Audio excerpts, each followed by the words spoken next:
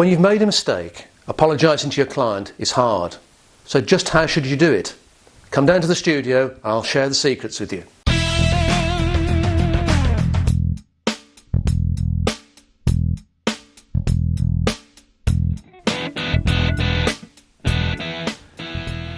If you've made a mistake which affects a client, whether it's financially or not, then apologising is the right and sensible thing to do.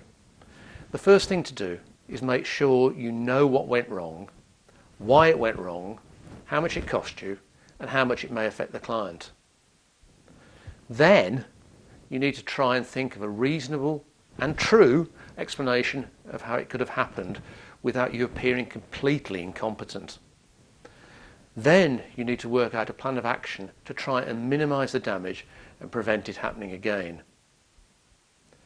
If you've cost the client money, then it really is a tricky situation.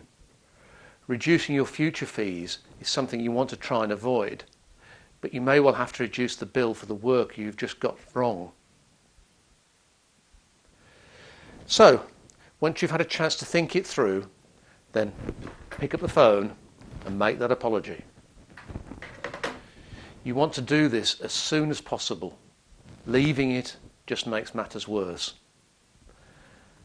Having the conversation over the phone emphasises the sense of urgency you have in sorting out the problem. You want to try and be calm, contrite and apologetic, but don't grovel. After you've apologised, you should try and present your explanation of why the mistake happened. If it's partially the client's fault, then mentioning it just doesn't help. Then you should offer the plan of action to correct the error and say what precautions you set in place to stop it happening again.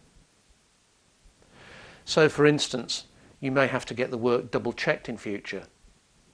If that's the case, then you must emphasise to the client there will be no cost implications of this extra work. Otherwise, it looks as though they're going to have to pay more to stop this mistake happening again.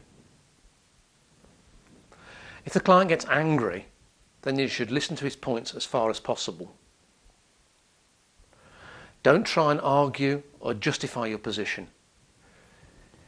You should say that you understand his anger and apologise again before offering your proposed solution once more. If the client makes reasonable demands to correct the situation, then you should agree immediately.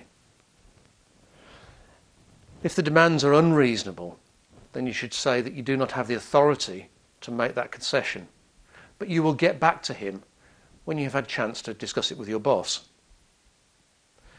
You should then phone the client back, by which point the situation should be calmer, and have another discussion.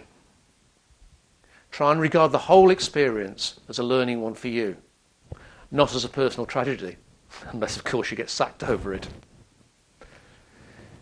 This has been Apologising to a Client for Your Mistake, part of the How to in Business series from Birchall's Telecom.